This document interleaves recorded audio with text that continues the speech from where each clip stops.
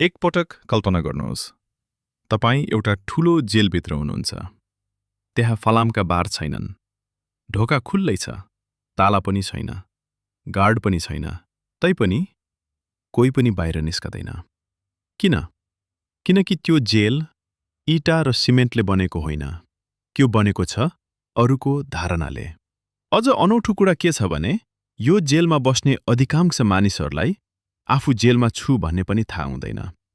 उनीहरू बिहान उठ्छन्, काममा जान्छन्, घर फर्किन्छन्, सुत्छन् र फेरि अर्को दिन ठ्याक्कै त्यही जीवन दोहोरिन्छ। उनीहरूलाई लाग्छ म स्वतन्त्र छु। तर यदि एउटा निर्णय गर्नुअघि तपाईको पहिलो सोच सधैँ अरूले के भन्लान् हुन्छ भने सायद तपाईँ स्वतन्त्र हुनुहुन्न, अरूको धारणाको बन्दी हुनुहुन्छ। सोच्नुहोस्, पढ्ने विषय छान्दा मनको भन्दा बढी समाजले के भन्ला भनेर सोच्नुभयो? जागिर रोज्दा सपना भन्दा सुरक्षित जागिर रोज्नुभयो? बिहेको उमेर पुग्दा आफ्नो तयारी भन्दा बढी अब त बिहे गर्नु पर्यो नत्र मान्छेले के भन्लान् भन्ने सोचले छोप्यो? यी सबै त्यही एउटै जेलका फरक फरक कोठाहरू हुन्। सानो हुँदा हामीलाई धेरै कुरा सिकाइन्छ। झुट नबोल, अरूलाई सम्मान गर, मेहनत गर। यी कुरा राम्रो हुन्, तर एउटा कुरा भने हामीलाई कसैले सिकाउँदैन, हामी आफै सिक्छौँ। सबैलाई खुसी पार्नुपर्छ, तर अरूलाई खुसी पार्दा पार्दै हामी आफ्नै जीवन चाहिँ बाँच्नै छोड्छौँ। यो सिकाइ एकै दिनमा हुँदैन, बिस्तारै हुन्छ। पहिले हामी आमा बुबाको प्रशंसा खोज्छौँ, त्यसपछि शिक्षकको, पछि साथीहरूको, त्यसपछि आफन्तहरूको र अन्त्यमा हामीले कहिल्यै नभेटेका मानिसहरूको पनि। एउटा फोटो पोस्ट गर्छौँ, कतिले लाइक गरे, कतिले कमेन्ट गरे, कसले हेरे, कसले हेरेन। बिस्तारै हाम्रो खुसी हाम्रो हातबाट निस्किएर अरूको औँलामा पुग्छ। हामीलाई थाहै हुँदैन, तर हाम्रो जीवनको रिमोट हामी आफैले अरूलाई दिइसकेका हुन्छौँ। एउटा केटाले चित्र बनाउन निकै मन पराउँथ्यो। उसले कलाकार बन्ने सपना देख्थ्यो। एक दिन उसले आफ्नो चित्र घरमा देखायो। कसैले भन्यो, यसबाट पेट भरिदैन। त्यो दिनपछि उसले चित्र बनाउन छोड्यो। धेरै वर्षपछि ऊ राम्रो जागिरमा थियो, राम्रो तलब थियो, तर ऊ खुसी थिएन। हरेक बिहान उठ्दा उसलाई एउटा प्रश्नले पछ्याइरहन्थ्यो। यदि मैले प्रयास गरेको भए, अरूको कुरा नसुनेको भए। जीवनमा सबैभन्दा भारी सामान के हो? सुन? ढुङ्गा? फलाम? सायद होइन। सबैभन्दा भारी चिज हो अधुरो सपना। किनकि गल्ती बोक्न सकिन्छ, असफलता पनि बिर्सन सकिन्छ, तर प्रयासै नगरेको सम्भावना जीवनभर मनको कुनै कुनामा बाँचेको हुन्छ। हरेक पटक कुनै कलाकार देख्दा उसलाई आफ्नै सपना सम्झना आउँथ्यो। हरेक पटक कुनै प्रदर्शनी देख्दा उसले मनमनै सोच्थ्यो, सायद म पनि यहाँ हुन सक्थे। उसले हारेको थिएन, उसले आफ्नो सपना पछ्याएन, र यसको कारण प्रतिभाको कमी थिएन। एउटै वाक्य थियो, अरूले के भन्लान्? हामी किन यति धेरै डराउँछौँ? किनकि हाम्रो दिमाग हजारौं वर्ष पुरानो छ। पहिले समूहबाट निकालिनु भनेको बाँच्ने सम्भावना घट्नु थियो। त्यसैले हाम्रो दिमागले आज पनि अस्वीकृतिलाई खतरा सम्झन्छ। कसैले नराम्रो टिप्पणी गर्यो भने दिमागले त्यसलाई बाघ देखे झैं प्रतिक्रिया दिन्छ, जबकि त्यो केवल एउटा विचार मात्र हो। तर यहाँ एउटा कुरा धेरै कम मानिसले महसुस गर्छन्। धेरै जसो मानिसहरू हामीलाई हेरेर बसेका नै हुँदैनन्। उनीहरू पनि ठ्याक्कै हामी जस्तै आफ्नै चिन्तामा हराइरहेका हुन्छन्। उनीहरू पनि सोचिरहेका हुन्छन्, मेरो बारेमा अरूले के सोचिरहेका होलान्। अब एउटा सानो प्रयोग गरौँ। आफ्नो विद्यालय सम्झनुहोस्। 10 वर्ष अघि तपाईँ कुन लुगा लगाउनुहुन्थ्यो? कसले के भनेको थियो? तपाईलाई सबै याद छ? सायद छैन। अब सोच्नुहोस्, अरू मानिसहरूले तपाईको बारेमा बोलेका कुरा, उनीहरूलाई अहिले याद होला? धेरै जसो अवस्थामा छैन। हामी आफूलाई संसारको केन्द्र सम्झन्छौँ, तर वास्तविकता के हो भने सबैजना आफ्नै जीवनमा व्यस्त छन्। यसलाई अर्को तरिकाले सोचौँ। तपाईँ सडकमा हिँड्दै हुनुहुन्छ। अगाडिबाट एउटा मानिस आयो। उसको जुत्ता कस्तो थियो? घडी कुन ब्रान्डको थियो? उसले कपाल कसरी मिलाएको थियो? सायद तपाईलाई याद छैन, किनकि तपाईको ध्यान आफ्नै जीवनमा थियो। ठ्याक्कै त्यस्तै अरू मानिसहरूको ध्यान पनि आफ्नै जीवनमा हुन्छ। तर हाम्रो दिमाग भने सबैले हामीलाई नै हेरिरहेका छन् भन्ने भ्रममा बाँचिरहेको हुन्छ। रेस्टुरेन्टमा जाँदा हामी सोच्छौं, सबैले मलाई हेरिरहेका छन्। नयाँ व्यवसाय सुरु गर्दा हामी सोच्छौं, मान्छेहरू हाँस्नेछन्। भिडियो अपलोड गर्दा हामी सोच्छौं, सबैले आलोचना गर्नेछन्। तर त्यो सबै वास्तवमा को हुन्? एकछिन गन्नुहोस्, 10 जना, 20 जना, सायद 5 जना पनि होइनन्। र यदि कसैले साँच्चै आलोचना गर्यो भने, त्यो आलोचना कति दिन टिक्छ? 1 दिन, 2 दिन, 1 हप्ता? त्यसपछि उनीहरू आफ्नै जीवनमा फर्किन्छन्। तर हामी भने त्यही एउटा टिप्पणी वर्षौंसम्म बोकेर हिँड्छौं। अरूले 5 मिनेट दिएको निर्णयलाई हामी 5 वर्षसम्म सजाय बनाइराख्छौं। अनौठो कुरा के छ भने हामी आफ्नो सम्पूर्ण भविष्य केही मानिसहरूको क्षणिक विचारका लागि साटिरहेका हुन्छौं। सोच्नुहोस्, केवल कसैले के भन्ला भनेर यदि तपाईले एउटा पुस्तक लेख्नु भएन, एउटा व्यवसाय सुरु गर्नु भएन, एउटा गीत गाउनु भएन, त्यो निर्णयको मूल्य कति ठूलो छ?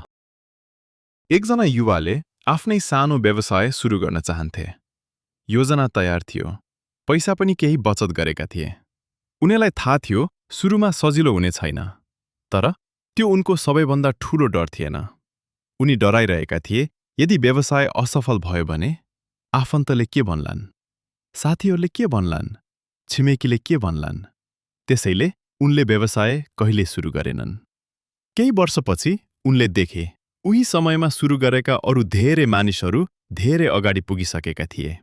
उनीहरूको पहिलो प्रयास सफल भएको थिएन, दोस्रो पनि थिएन, तर उनीहरूले सुरु त गरेका थिए। कहिलेकाहीँ जीवनमा सबैभन्दा ठूलो गल्ती गलत निर्णय गर्नु होइन, निर्णय नै नगर्नु हो। एक वृद्ध मानिसलाई कसैले सोध्यो, तपाईलाई जीवनमा सबैभन्दा ठूलो पछुतो के छ? उनले भने, मैले गरेका गल्तीहरू होइन, मैले नगरेका कामहरू। किनकि गल्तीले सिकाउँछ, तर नगरेको प्रयासले सधैँ कल्पना मात्र छोड्छ। कल्पना गर्नुहोस्, तपाई 80 वर्षको हुनुभएको छ। तपाई आफ्नो जीवन फर्केर हेर्दै हुनुहुन्छ। त्यहाँ 2 वटा सूची छन्। पहिलो सूची, मैले गरेका गल्तीहरू। दोस्रो सूची, मैले डरका कारण कहिले नगरेका कामहरू। कुन सूचीले बढी दुःख दिनेछ? धेरै मानिसहरूका लागि दोस्रो, किनकि गल्तीले कथा दिन्छ, तर डरले केवल प्रश्न दिन्छ। यदि मैले प्रयास गरेको भए? धेरै मानिसहरू स्वतन्त्र देशमा जन्मिन्छन्, तर स्वतन्त्र जीवन कहिले बाँच्दैनन्। उनीहरूको मालिक सरकार होइन, उनीहरूको मालिक अरूको धारणा हो। कसैले प्रशंसा गर्यो भने दिन राम्रो, कसैले आलोचना गर्यो भने दिन खराब। यदि तपाईको खुशी अरूको मुखमा छ भने त्यो खुशी तपाईको कहिले हुन सक्दैन। सायद यही कारणले धेरै सफल देखिने मानिसहरू पनि भित्रबाट थाकेका हुन्छन्। उनीहरू आफ्नो सपना पछ्याइरहेका हुँदैनन्, उनीहरू आफ्नो छवि जोगाइरहेका हुन्छन्। र छवि जोगाउने काम कहिल्यै सकिँदैन। आज एउटा मानिसलाई खुसी पार्नुहुन्छ, भोलि अर्को मानिस असन्तुष्ट हुन्छ। सबैलाई खुसी पार्ने प्रयास पानीलाई मुठ्ठीभित्र समात्न खोजे जस्तै हो। जति कसिलो समात्न खोज्नुहुन्छ, त्यति नै छिटो फुत्किन्छ। त्यसैले सायद सही प्रश्न यो होइन, अरूले के भन्लान्। सही प्रश्न त यो हो, म आफ्नै बारेमा के भन्छु। किनकि अरूको आवाज केही समयपछि हराउँछ, तर आफ्नो आवाज जीवनभर साथ रहन्छ। यहाँ एउटा प्रश्न छ, यदि पृथ्वीमा तपाई बाहेक अरू कोही हुँदैन थियो भने तपाई कुन काम गर्नुहुन्थ्यो? कस्तो लुगा लगाउनुहुन्थ्यो? के सिक्नुहुन्थ्यो? के बनाउनुहुन्थ्यो? के गाउनुहुन्थ्यो? कहाँ घुम्नुहुन्थ्यो? अब अर्को प्रश्न, तीमध्ये कति कुरा तपाई अहिले पनि गर्न सक्नुहुन्छ? सायद धेरै। अवरोध संसार होइन, अवरोध डर हो। तर यसको अर्थ यो होइन कि अरूको विचार कहिल्यै नसुनौ। रचनात्मक आलोचना हाम्रो सबैभन्दा ठूलो शिक्षक हुन सक्छ। हामीलाई गल्ती देखाइदिने मानिसहरू हामीलाई सुधार्ने मानिसहरू हुन्। तर सबैलाई खुसी पार्ने प्रयास अर्कै कुरा हो। त्यो भनेको क्षितिज समात्न खोज्नु जस्तै हो। तपाईँ जति अगाडि बढ्नुहुन्छ त्यो त्यति नै टाढा जान्छ, किनकि सबैलाई खुसी पार्ने दिन कहिले आउँदैन। इतिहास हेर्नुस्, हरेक नयाँ विचार सुरुमा अस्वीकार गरिएको थियो। कसैलाई पागल भनियो, कसैलाई मूर्ख, कसैलाई अव्यावहारिक। समय बित्दै गयो, उही मानिसहरू प्रेरणा बने। यसको अर्थ उनीहरू सुरुबाटै सही थिए भन्ने होइन। यसको अर्थ उनीहरूले अरूको धारणाभन्दा आफ्नो विश्वासलाई अलि बढी महत्त्व दिए। सोच्नुहोस्, यदि तपाईँले केही नयाँ गर्नुभयो भने केही मानिसहरूले आलोचना गर्नेछन्। यदि केही पनि गर्नु भएन भने त्यसबेला पनि केही मानिसहरूले आलोचना गर्नेछन्। त्यसो भए जब आलोचना दुवै अवस्थामा आउने नै हो, किन आफ्नो सपना नरोज्ने त? हामी प्राय साहसलाई डर नलाग्ने अवस्थाको रूपमा बुझ्छौँ। तर साहस भनेको डर हराउनु होइन, डर हुँदाहुँदै सही दिशामा पाइला चाल्नु हो। साहसी मानिसहरू डराउँदैनन् भन्ने होइन, उनीहरू डरभन्दा ठूलो कारण रोज्छन्। आज तपाईले जुन जीवन बाँचिरहनु भएको छ त्यो हजारौं साना निर्णयहरूको परिणाम हो। त्यसैले भोलिको जीवन बदल्न आज एउटा ठूलो क्रान्ति चाहिँदैन, एउटा सानो निर्णय काफी हुन्छ। सायद धेरै समयदेखि गर्न खोजेको फोन गर्नु, एउटा आवेदन पठाउनु, व्यायामको पहिलो दिन सुरु गर्नु, पहिलो भिडियो अपलोड गर्नु, वा धेरै वर्षदेखि मनमा दबाएर राखेको सपना कागजमा लेख्नु। सुरुमा मनले फेरि भन्छ, यदि मान्छेहरू हाँसे भने? यसपटक आफैलाई अर्को प्रश्न सोध्नुहोस्, यदि मैले प्रयासै गरिन भने? दुवै प्रश्नमा डर छ, तर एउटाले केही समयको अप्ठ्यारो दिन्छ, अर्कोले जीवनभरको पछुतो। एक दिन हामी सबै बुढो हुनेछौँ। एक दिन अन्तिम पटक आफ्नो जीवन फर्केर हेर्नेछौँ। त्यो दिन हामीले कमाएको पैसा कति लाइक आएको थियो, कसले हाम्रो आलोचना गरेको थियो, यी मध्ये धेरै कुरा महत्त्वहीन भइसकेका हुनेछन्। तर एउटा प्रश्न भने बाँकी रहनेछ, के मैले साँच्चै आफूले चाहेको जीवन बाँचे? सायद जीवनको सबैभन्दा ठूलो स्वतन्त्रता अरूले तपाईलाई मन पराउनु होइन, तपाईँ आफ्नै निर्णयसँग शान्त हुनु हो। किनकि यदि तपाईले आफ्नो जीवन अरूको तालीसँग बाँध्नुभयो भने तपाईले आफ्नो दुःख पनि उनीहरूको सिट्टीसँग बाँध्नु भएको हुन्छ। आज ताली बजाउने मानिस भोलि आलोचक बन्न सक्छ। यदि तपाईको आत्मविश्वास अरूको आवाजमा टिकेको छ भने त्यो कहिल्यै स्थिर रहँदैन। त्यसैले अर्को पटक तपाईको मनमा अरूले के भन्लान् भन्ने आवाज आयो भने त्यसलाई रोक्ने प्रयास नगर्नुहोस्।